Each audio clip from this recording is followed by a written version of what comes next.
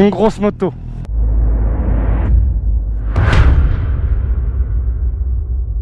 Salut à tous les amis, c'est Erdos. C'est le pire début de test possible. Bref, aujourd'hui c'est un test dans la lignée du dernier test que vous pourrez trouver dans la fiche qui s'affiche en haut à droite de votre écran. Je teste les bouchons. Je teste la CB150R en full 95 chevaux. Et on est déjà parti sur du périph' parce que c'est comme ça. Tiens, pendant que nous descendons cette magnifique route, je le mettrai au début parce que j'ai oublié de le dire, mais comme d'hab c'est une Honda.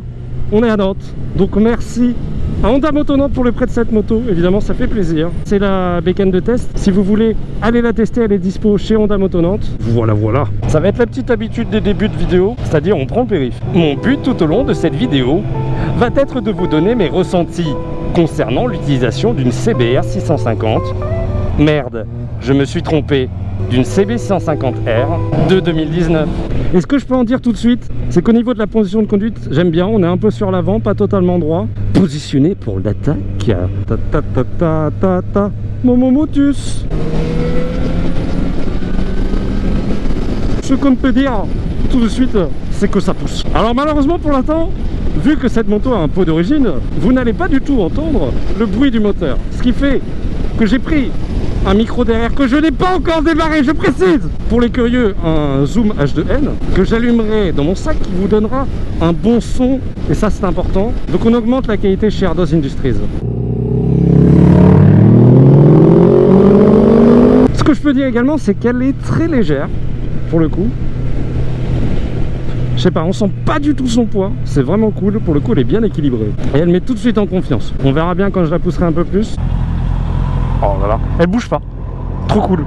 Moi qui ai l'habitude de la MSX où je peux être à 1 km à l'heure sans poser le pied tranquille avec un équilibre parfait. Et là, pareil. Suspension, test. Wouh, un peu dur, je trouve, parce que la moto n'a pas bougé, mais moi j'ai décollé.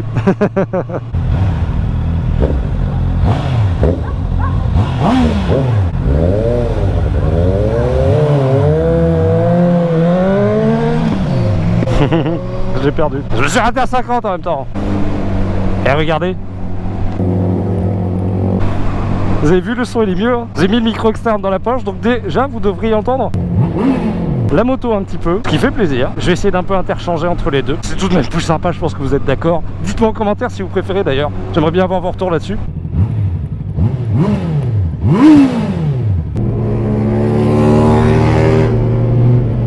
Elle fait pas un moche bruit hein, d'origine.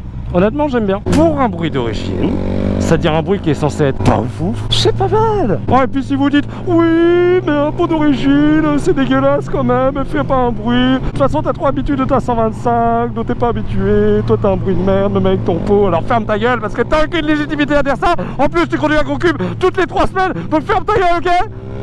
Eh bien je dirais que peut-être vous avez raison, mais que je m'en bats les couilles. Excellent, qu'en pense le Nours? Oh, vous n'allez pas me casser les couilles. Exactement, je suis totalement d'accord avec lui. Il a pris la sortie, je ne sais pas pourquoi. Ça pourrait peut-être lui faire une histoire. Didier, 39 ans, père de 2 enfants en bas âge, avait décidé de sortir le grand jeu. Malheureusement, il se trompa. Alors qu'il voulait sortir le grand jeu, Didier prit la prochaine sortie. C'est alors que sa femme lui fit remarquer que la sortie ne menait nulle part. Didier prit alors la décision de freiner. Trop tard cependant, il dut se résoudre à s'arrêter, puis tourner. Aïe aïe aïe, coup dur. Ce pauvre petit chérubin, comme dirait Nounours, n'a pas su quoi faire. Peut-être une prochaine fois. J'aime bien la position des warnings. Ils sont juste là, pouit, et hop en warning. C'est cool, d'habitude c'est de l'autre côté, c'est galère. Merci. La sienne j'aime beaucoup, t'as vu comment elle est belle? Ouais, elle est bien scotchée en tout cas. 18h01, c'est Erdos, tous les vendredis sur YouTube. Actuellement nous sommes en direction de Saint-Nazaire. Saint-Nazaire qui est une ville qu'on pourrait appeler citadine, mais également portière. Et je ne parle pas des voitures, mais bien des bateaux. Ce n'est pas du tout le bon terme, évidemment. Je suis Stéphane Bern, et je vais vous emmener dans les pièces où jamais les caméras n'ont pénétré. Je vais, à travers cette visite de cette 4 voies, vous montrer des choses incroyables sur l'histoire de ce goudron. Nous rencontrerons Jean-Philippe Strudel, créateur et innovateur de cette voie. Bienvenue dans Secret d'Histoire.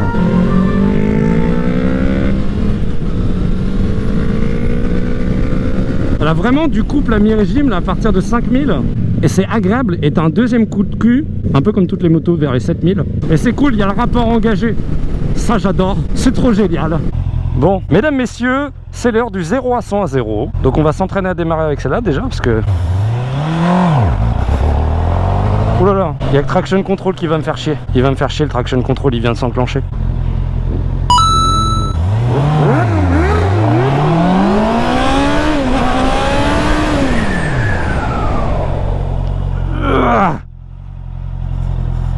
Mesdames, messieurs, deuxième essai.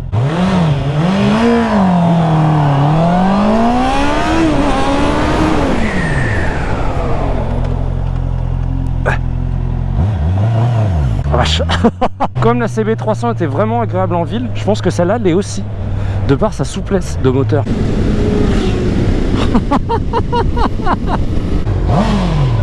Quand t'arrives, on n'entend rien. Juste quand tu Et bon.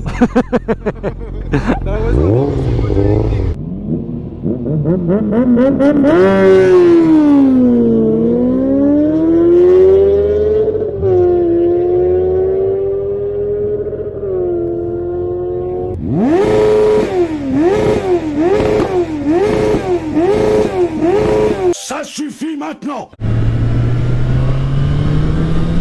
Bon, par contre, ce qu'on pourrait dire par rapport à la CB300, déjà pour le voyage beaucoup mieux. Si vous voulez bouger, faire des kilomètres, il n'y a pas photo. Si vous avez le budget, partez sur la 650. Après, celle-là en 95 chevaux, donc pour les A2 je ne saurais pas trop dire. L'avantage, c'est qu'elle est très coupleuse à mi-régime à partir d'environ 4000 tours, ce qui fait que je pense même avec le bridage, elle est très fun à conduire.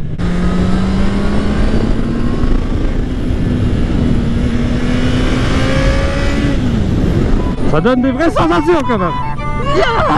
C'est bon. Ça c'est parti, ah là là. Tiens, on peut faire une petite mise au point, mal de cul. Pour l'instant ça va, honnêtement je m'attendais à pire. La selle, elle est pas folle hein. Comme tu la regardes comme ça, c'est pas... Et en fait ça va encore, mais je ferai une petite update en arrivant à Nantes pour voir si ça a changé ou pas. Pour l'instant ça va, honnêtement, tu sens qu'elle est rigide, mais ça passe. Alors petite update évidemment, puisque je viens d'arriver sur le périphérique de Nantes, enfin en tout cas je me rapproche d'un bonjour, non, oui. J'ai un peu plus mal au cul quand même, hein. Je pense que là ça fait un peu moins d'une heure que je suis sur la moto. Je pense qu'au bout de 2 heures t'as vraiment mal au cul. Vraiment faut faire une pause absolument parce que c'est plus possible. Elle est quand même très maniable hein. Pour son poids. Il y a quand même un petit détail qui tue hein. C'est les Komodo. Les Komodo Honda, je les surkiffe. C'est incroyable. Le feeling avec ça, il est fou. Tu restes en plein milieu là? D'accord. Tu vas tester un truc que je t'ai jamais, le demi-tour.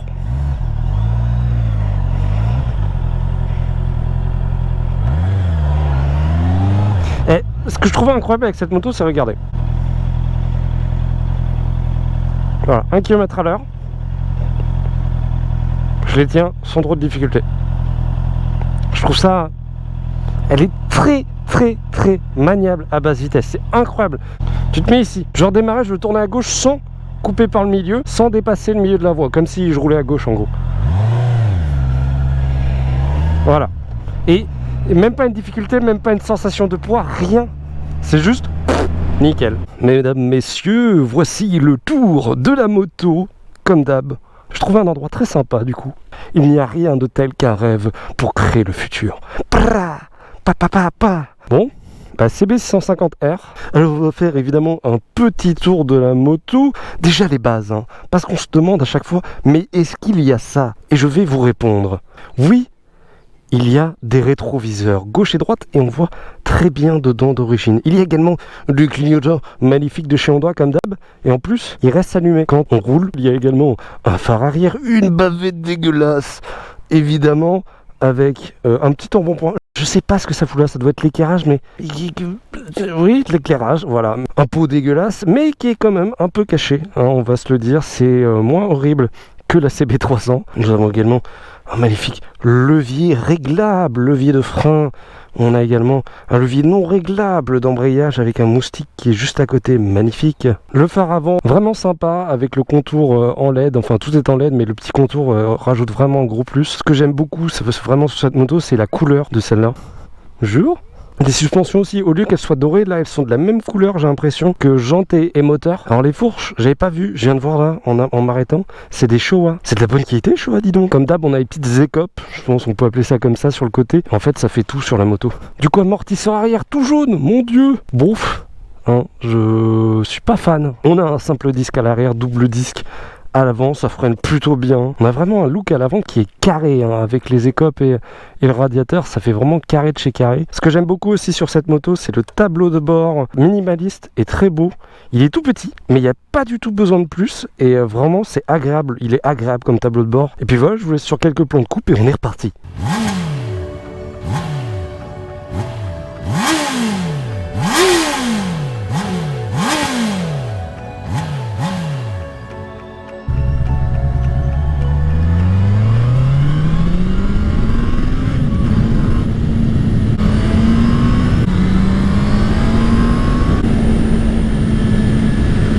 Elle fait pas peur cette moto, mais qu'est-ce qu'elle est fun. Vous voyez ces petits chemins? Ça c'est mes chemins de prédilection à moi, ça. C'est ce qu'il y avait à Nancy et j'adorais rouler sur ces trucs là, c'est incroyable. C'est bosselé, c'est tellement fun.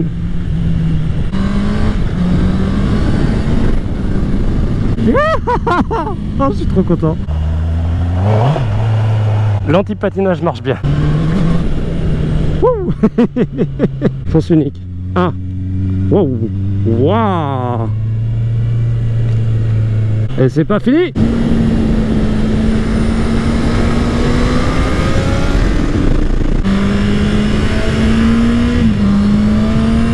Litres 4 la consommation elle est montée, hein. Les suspensions sont quand même un peu molles quand t'attaques, hein. Tu sens que ça... mais c'est acceptable. Bon allez. Oh chat. CB 150 R tout terrain.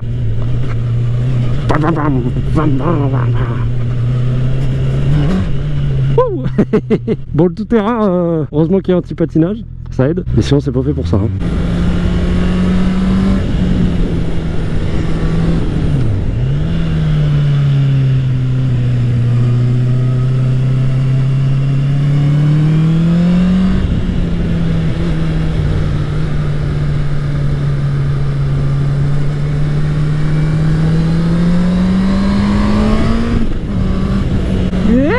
Ah putain, c'est trop génial.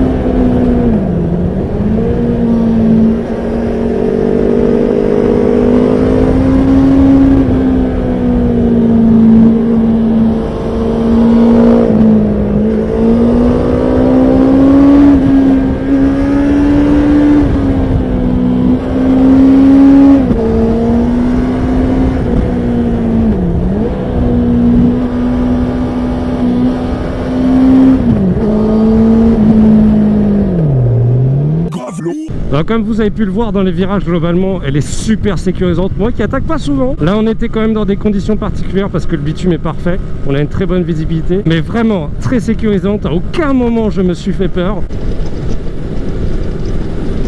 Enfin, pour le coup cette moto sur les routes un peu cabossées, elle est vraiment agréable.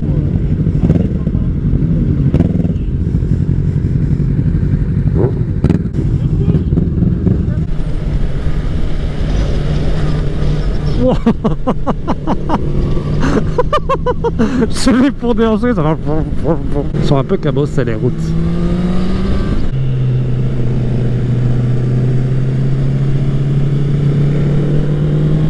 s'entraîne tellement bien. Oh là là, c'est un plaisir. Pour l'instant, j'ai l'impression d'être plus confiant avec celle-là, largement, que la CB300. Et je pense que ça vient en partie de l'équilibre, et en grosse partie aussi du moteur.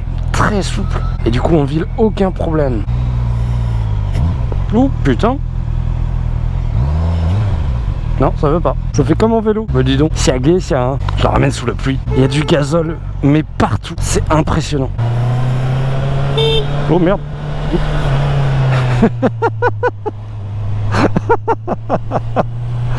Je l'ai fait à l'approximatif en mode souvenir et c'est pas le bon truc. Ah, c'était le warning que je voulais. Bon, en tout cas, je vis les derniers instants avec cette magnifique moto. Alors, magnifique, vraiment, cette moto est magnifique, mais ça me correspond pas. Je sais pas, ça a pu trop se ressentir dans le test, je pense pas trop. C'est du 4 cylindres. Je suis vraiment pas fan. Moi, ce qu'il me faut, c'est du bi, encore mieux du mono. Donc, c'est pas non plus mon dada. Ok, ça va vite. Ok, ça accélère dans les tours. Mais c'est pas ce que je recherche personnellement pour une moto. Après, j'attends beaucoup de la 1000 pour le coup. Je suis triste de la rendre parce que j'ai eu des très bonnes sensations avec. J'ai eu un très bon week-end avec également. N'oubliez pas que ces motos me sont prêtées pendant 4 jours. Et là, en plus, c'était le week-end de Pâques. Et je me suis bien amusé sur la petite course de côte de la Pommeraye. J'y retournerai avec les prochaines motos. J'essaierai en tout cas. Alors gros défaut au niveau de l'appel de phare, c'est que d'habitude quand il est au doigt, et ben tu peux avoir les mains sur l'embrayage et t'amuser là comme ça. Et que là en fait t'es obligé de... T'as une moins bonne prise parce que t'es obligé de faire comme ça et tout et tout. Enfin c'est une merde. Quand tu veux à la fois rester sur l'embrayage et faire des appels de phare, c'est vraiment pas pratique.